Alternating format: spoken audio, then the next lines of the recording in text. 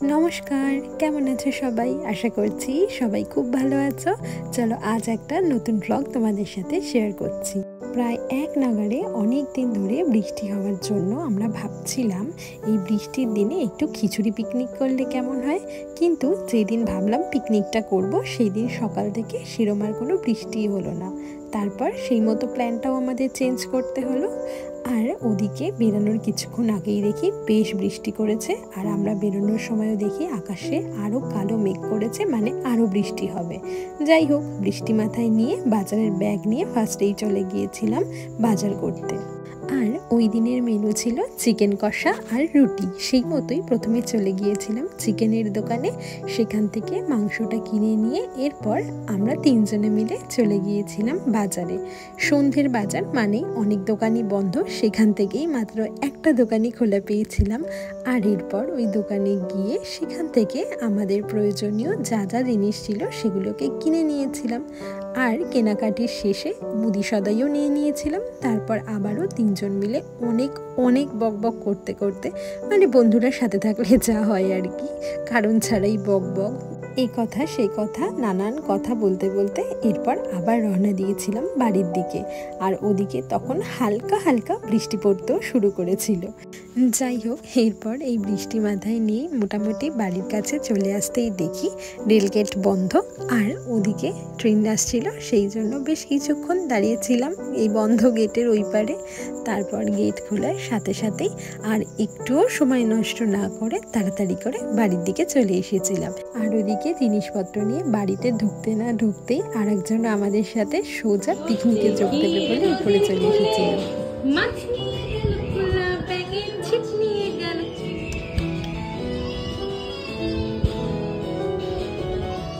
বাড়িতে ঢুকে ওইদিকে আমি ওর সাথে একটু বক বক করছিলাম, আর এদিকে সেই ভাগে রিয়া কিন্তু জোগাড় জানতে শুরু করে দিয়েছিল। প্রথমেই মাংসটাকে ভালো করে ধুয়ে এখানে জল ঝরাতে দিয়েছিল, আর এরপর ওদিকে আস্তে আস্তে মাংস রান্নার জন্য যা যা দরকার সেগুলো কাটাকাটি করছিল। দেখো, এখানে আলু, পেঁয়াজ, রসুন, আদা, কাঁচা লঙ্কা সমস্ত কিছু কেটে নেওয়া হয়েছিল। আর সেই ফাঁকেই আমি কিন্তু এখানে বেরেস্তা বানানোর জন্য মাংসতে যতটা পেঁয়াজ প্রয়োজন সেগুলো কুচি করে কেটে নিয়েছিলাম। তারপর কড়াইতে পরিমাণ মতো অনেকটা তেল গরম করে প্রথমেই পেঁয়াজগুলোকে ভাজতে বসিয়ে দিয়েছিলাম। যেহেতু অনেকটা পেঁয়াজ ছিল আর ভাজা হতেও বেশ অনেকটাই সময় লাগবে, সেই জন্য কিন্তু প্রথমেই পেঁয়াজটাকে ভাজা বসিয়ে দিয়েছিলাম। ওদিকে পেঁয়াজটাকে ভাজতে দিয়ে এদিকে মাংসটাকে ম্যারিনেট করে নিয়েছিলাম। দিয়েছিলাম পরিমাণ মতো নুন, হলুদ গুঁড়ো, লাল লঙ্কার গুঁড়ো মানে ঝাল লঙ্কার গুঁড়ো, আর দিয়েছিলাম জিরের গুঁড়ো, আর দিয়েছিলাম 1 প্যাকেট এভারেস্টের চিকেন মশলা, আর দিয়েছিলাম পরিমাণ মতো চিনি। সমস্ত মশলাগুলোকে দিয়ে চিকেনটাকে কিছুক্ষণ ঢাকা দিয়ে রেখে দিয়েছিলাম, মানে মাখিনি, নর্মালি ঢাকা দিয়ে রেখেছিলাম। আর সেই ফাঁকে এখানে দেখে নিয়েছিলাম পেঁয়াজটা কতটা ভাজা হয়েছে। দেখতেই পাচ্ছ আগের তুলনায় কিন্তু পেঁয়াজটা বেশ নরম হয়ে এসেছিল। সেই সময় আমি কিন্তু গ্যাসের ফ্লেমটা লো করে আস্তে আস্তে বেরেস্তাগুলোকে ভাজতে দিয়েছিলাম। ওদিকে পেঁয়াজ ভাজা হচ্ছিল, আর এদিকে মাংসের জন্য আদা আর রসুনটাকে ভালো করে এখানে মিক্সিতে বেটে নিয়েছিলাম।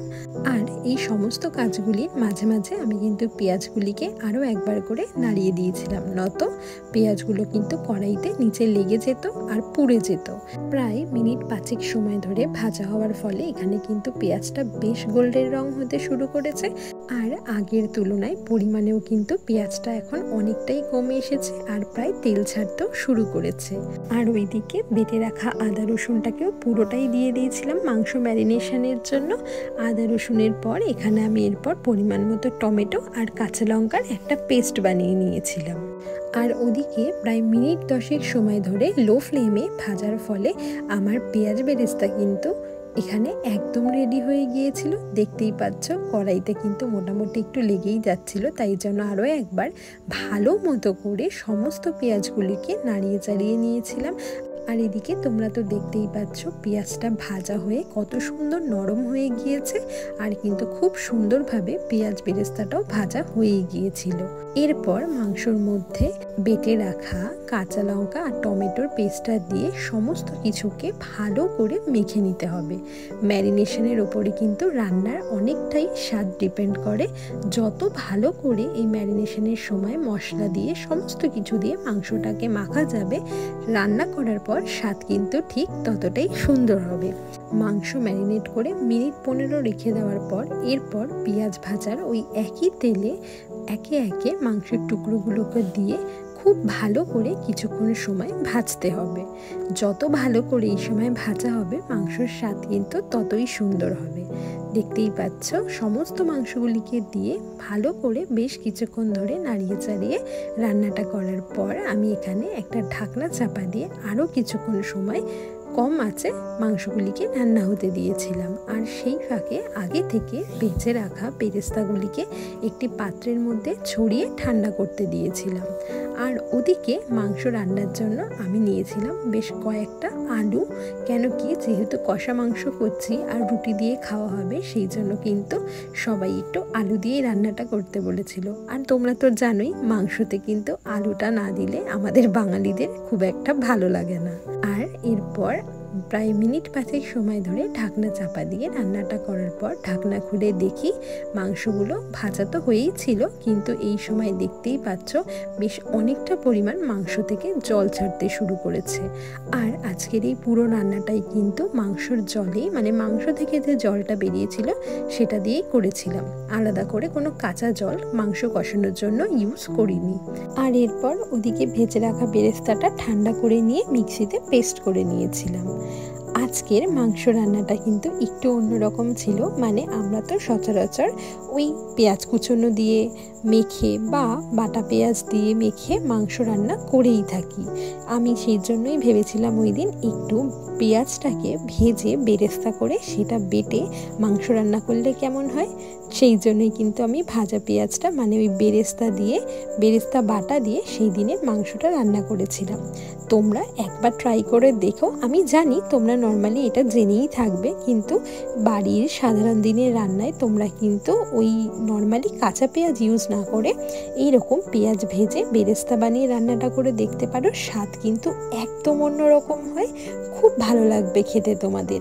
আমি নিজে রান্না করেছি বলে বলছি না, তোমরা একবার ট্রাই করতে পারো, দেখবে তোমাদের খুব ভালো লাগবে। আর দেখো ওদিকে কথা বলতে বলতে আমাদের মাংস কিন্তু অনেকটাই কষানো হয়ে গিয়েছিল। যখন জলটা টেনে গিয়ে মাংসগুলো বেশ ভালো করে মানে মোটামুটি সেদ্ধ হয়ে এসেছিল, সেই সময় আমি আগে থেকে যে আলুর টুকরোগুলি কেটে রেখেছিলাম সেগুলোকেও কাঁচাই দিয়ে দিয়েছিলাম। তোমরা চাইলে ভেজেও দিতে পারো, কিন্তু যেহেতু অনেকটা মাংস আর রান্না করতেও বেশ অনেকটাই সময় লাগবে, সেই জন্য কিন্তু আমি এখানে কাঁচা আলুর টুকরোই দিয়েছিলাম। মাংস রান্না হওয়ার শেষে কিন্তু মাংসর সাথে সাথে আলুগুলো খুব সুন্দর করে সেদ্ধ হয়ে গিয়েছিল। আর জানো তো মাংস রান্নায় ভাজা আলুর স্বাদ কিন্তু একরকম হয়, আর এই কাঁচা আলু দিয়ে রান্না করে দেখো তার স্বাদ কিন্তু একটু অন্যরকম হয়। কম আছে মোটামুটি ওই ঢাকনা চাপা দিয়ে মিনিট 15 সময় ধরে মাংস আর আলুগুলিকে ভালো করে আর একটু কষিয়ে নেওয়ার পর এরপর যখন দেখব মাংস কষে গিয়ে বেশ তেল ছাড়তে শুরু করেছে, সেই সময় একবার দেখে নিতে হবে আলু আর মাংসগুলি ঠিক কতটা সেদ্ধ হয়েছে। যখন দেখব আলু আর মাংসগুলো বেশ ভালো মতো করে সেদ্ধ হয়ে গিয়ে খুব সুন্দর একটা রং নিতে শুরু করেছে আর এই মাংস কষা থেকে খুব সুন্দর একটা গন্ধ বেরোচ্ছে, সে সময় বুঝতে হবে মানে আমাদের কষা মাংসটা কিন্তু একদম তৈরি। যেহেতু আমরা রুটি দিয়ে খাবো তাই জন্য কিন্তু একটুখানি মানে খুব কম পরিমাণে একটু গ্রেভি রেখেছিলাম, খুব পাতলা ঝোল করিনি, যাতে মোটামুটি একটু থিক হয় সেই রকম পরিমাণ মতোই জল দিয়ে ঝোলটা চাপিয়ে দিয়েছিলাম। আর সমস্ত কিছুকে ঝোলের মধ্যে ভালো মতো করে মিশিয়ে নিয়ে গ্যাসের ফ্লেমটা বাড়িয়ে দিয়ে আরও 10 মিনিট সময় ভালো মতো করে ফুটিয়ে নিয়েছিলাম। প্রায় মিনিট 10 সময় ধরে সমস্ত কিছুকে ভালো মতো করে ফুটিয়ে নেওয়ার পর যখন দেখব ঝোলটা কমে গিয়ে উপরে তেল ভাসতে শুরু করেছে, সেই সময় বুঝতে হবে আমাদের মাংস রান্না কিন্তু একদম কমপ্লিট। আর তারপর নামানোর আগে দিয়েছিলাম এতে পরিমাণ মতো সানরাইজের শাহি গরম মশলা গুঁড়ো দিলে কিন্তু মাংসের গন্ধটা আরও সুন্দর হয়, সেই সঙ্গে স্বাদটাও খুব ভালো হয়। এরপর ফুটন্ত ঝোলের সঙ্গে গরম মশলা গুঁড়োটিকে ভালো করে মিশিয়ে নিয়ে আরও 3-4 মিনিট ফুটিয়ে ঢাকনা চাপা দিয়ে রেখে দিলেই কিন্তু রেডি হয়ে গেল আমাদের গরম গরম মাংসের ঝোল। বিশ্বাস করো, এই মাংসর স্বাদ হয়েছিল ভীষণ সুন্দর। মানে বেরেস্তাটা ভেজে করার ফলে নর্মাল দিনের তুলনায় ওই দিনের মাংসর স্বাদ কিন্তু একদম অন্যরকম হয়েছিল। তোমরা কিন্তু বাড়িতে একবার অবশ্যই রান্নাটা ট্রাই করো আর আমায় জানিও কেমন লাগলো তোমাদের। ভিডিওটা ভালো লাগলে লাইক কমেন্ট শেয়ার করে সকলকে দেখার সুযোগ করে দিও। আজ আসি, সবাই খুব ভালো থেকো, দেখা হবে নতুন কোনো ভিডিওতে। টাটা।